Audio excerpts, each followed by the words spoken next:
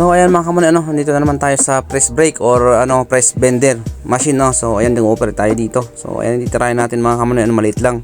Yung tamang maliit lang mga kamonoy, So nakaraan tinira natin, medyo may laki-laki ngayon. Ayan, maliit lang.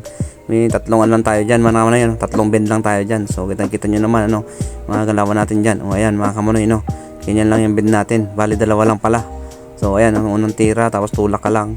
Ayan, medyo malapit na ngayon daliri ko diyan mga kamonoy, pero lang, safety naman yan mga kamonoy, kasi bago man yan lumapit sa'yo, nakaano yan mga kamonoy, yung baba niyan, pagbaba niyang press brake na yan, bending machine na yan, yan mga kamonoy, dahan-dahan yan, ibinebend yan ng material, So ayan, kitang-kita niyo mga kamonoy, ano lang tayo, easy lang, kasi nga ganyan may kalkulado na natin, So ay mapapansin niyo kamay, paayan mga kamonoy, ayan, dinidiinan ko lang, nakatuon lang ng daliri ko, yung sinlalaki kong daliri nakatuon, tapos babangga dyan, yun na, bend na baga dyan sa mga kamanoy, So ayan mga kamanoy, sa mga kamanoy nga pala dyan na hindi pa alam yung ganitong machine, ganitong trabaho mga kamanoy, ayan, ganyan lang, marami kayong makukuha ang idea dyan sa trabaho ko na yan dito sa Japan, So bago nga pala mga kamanoy, sa hindi pa nga po pala nakakilala sa akin, syempre magpapakilala po ulit ako, Ako nga po pala si Mr. Jason Gantong, kilala po sa tawag na Sunmanoy TV,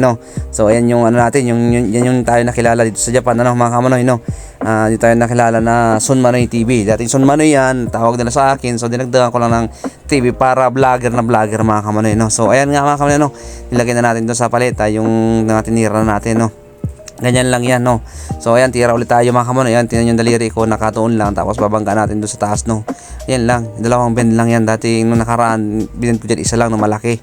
So ayan, yan mga kamonoy, yung una walang process yun, ay pangalawang process ito, lang, pagkatapos dyan, diretso na agad sa paleta mga kamonoy, at wala nang sunod na process, yan lang yun. So ang assemble niya, sunod pa yan mga kamonoy, So ayan lang yung ating trabaho na press brake, press bending machine, mga kamonoy, yan, ganyan lang.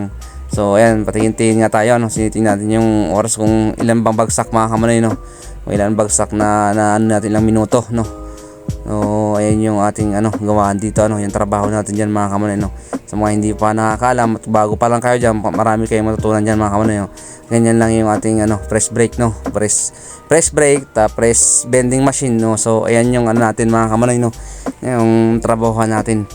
Na ganyan lang, medyo lang tayo, kalmahan lang mga kamonoy, Kita mo nyo naman yan pagbaba, tapos dyan pag hold dyan off, bago pa mo i-bend yan, dahan-dahan, pag nadikadikit na sa mas yan, dahan-dahan dahan-dahan ibinibend. Kitang-kita nyo naman mga kamonoy, kitang-kita yung bend natin dyan, ayan, yung daliri natin nakadikit na doon, So ayan nga mga kamonoy, sa mga dyan, sa mga bago pa lang, siyempre sa mga kamonoy dyan, kung mapapadaan kayo sa vlog ko na to, sa video ko na to, kung sa YouTube channel man mga kamonoy, paghingi naman po ng support, please like, share, and subscribe.